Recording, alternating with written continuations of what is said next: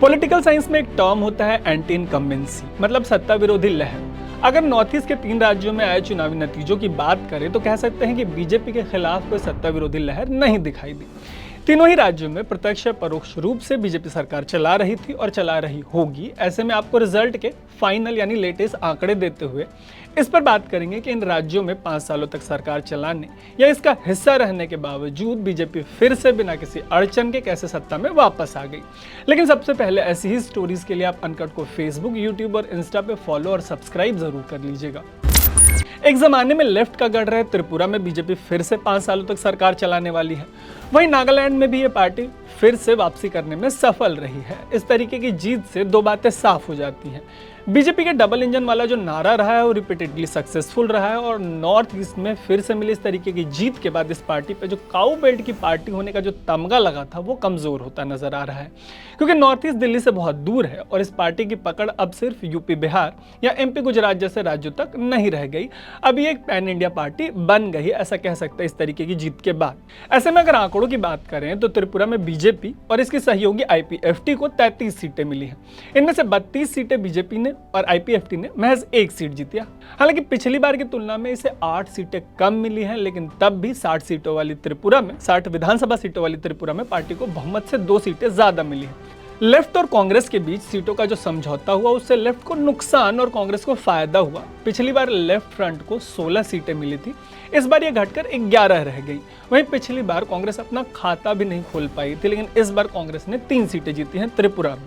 त्रिपुरा में जलवा रहा टिपरा मोथा का डेब्यू कर रही इस पार्टी ने 42 सीटों पर चुनाव लड़ा था, जिनमें से 13 सीटें जीत ली। किसी भी पॉलिटिकल पार्टी के पहले चुनाव के लिहाज से ये आंकड़े बहुत अच्छे हैं। इस पर मैंने एक स्टोरी की है जिसका लिंक मैं आपको इस स्टोरी के यूट्यूब पोस्ट के डिस्क्रिप्शन में दे रहा हूँ। अब बात करते हैं बीजेपी की जीत के कारणों की। मीडिया में एनालिसिस के मुताबिक बीजेपी की जीत का एक सबसे बड़ा कारण पहले की तुलना में इन राज्यों में बेहतर हुआ लॉ एंड ऑर्डर हो सकता है। इसके अलावा पार्टी ने गरीबों के लिए हर महीने 2000 रुपए के अलाउंस की व्यवस्था की है।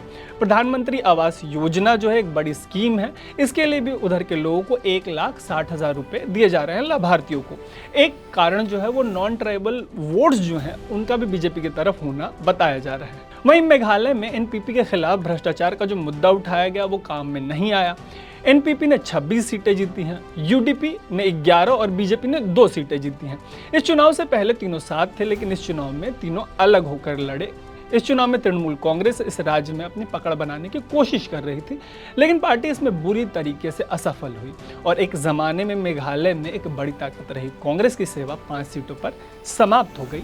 भारत जोड़ो वाले राहुल गांधी की ये पार्टी कांग्रेस वही कांग्रेस है जिसे पिछले चुनाव यानी 2018 में 60 सीटों वाले मेघालय में 21 सीटें मिली थी। सीटों की संख्या और हार जीत के बियॉन्ड मीडिया एनालिसिस की माने तो मेघालय में ईसाई समुदाय जो है वो बीजेपी को लेकर अभी भी संशय में है, लेकिन नागालैंड में इसी समुदाय के लोग धीरे धीरे बीजेपी की तरफ अपना रुख कर रहे हैं। इस राज्य में अब एनडीपीपी और बीजेपी मिलकर सरकार चलाएंगे। 2018 की तरह इस बार भी नागालैंड में बीजेपी ने 12 सीटें जीती और एनडीपीपी ने 25 सीटें जीती। 2018 में एनडीपीपी को 18 सीटें मिली थी, मतलब इस पार्टी ने पिछले चुनाव की तुलना में बेहतर प्रदर्शन किया है। और सबसे बेहतर प्रदर्शन किया है बीजेपी ने। पार्टी के ऐसे प्रदर्शन के बाद मीडिया एनालिसिस में यह भी पूछा जा रहा है कि क्या राजनीतिक विश्लेषक जो है वो अब भी बीजेपी के लिए काऊ बेल्ट की पार्टी या भगवा पार्टी जैसे टैग्स का इस्तेमाल करेंगे या अपने शब्द भंडार से कोई नया शब्द निकाल के लाएंगे भाजपा के लिए। इसी सवाल के साथ आज की सेवाएं समाप्त हुई। ऐसी ही स्टोरीज के लिए देखते रहिएगा अनकट। मेरा नाम है तरुण।